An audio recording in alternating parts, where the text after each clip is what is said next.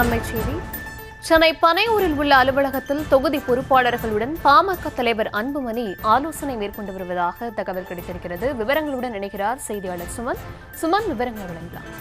வணக்கம் தர்ஷினி. அதாவது சென்னை கிழக்கு கடற்கரை சாலை பனையூரில் உள்ள பாமக கட்சியின் அலுவலகத்தில் பாட்டாளி மக்கள் கட்சியின் தலைவர் அன்புமணி தற்போது மாநில நிர்வாகிகளுடன் சேர்ந்து தொகுதி பொறுப்பாளர்களுடன் ஆலோசனை கூட்டத்தை நடத்தி வருகிறார். அதாவது இந்த வருகின்ற சட்டமன்ற தேர்தலை முன்னிட்டு அன்புமணி பாமக சார்பில் ஏற்கனவே தொகுதி பொறுப்பாளர்கள் நியமிக்கப்பட்டு அந்தந்த தொகுதி பொறுப்பாளர்கள் தமிழகத்தில் உள்ள அனைத்து தொகுதிகளுக்கும் கலாய்வு சென்று பாமகவின் வெற்றி வாய்ப்பு எவ்வாறாக உள்ளது என்றும் பாமகவுக்கு எந்த அளவுக்கு மக்கள்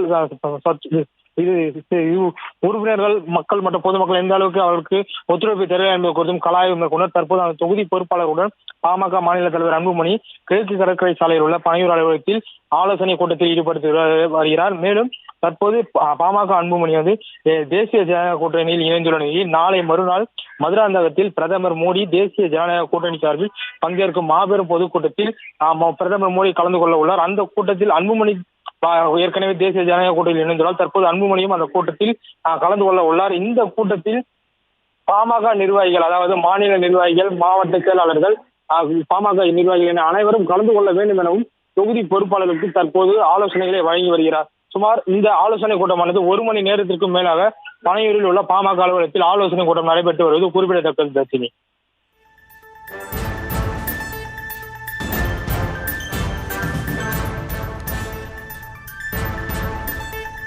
விவரங்களுக்கு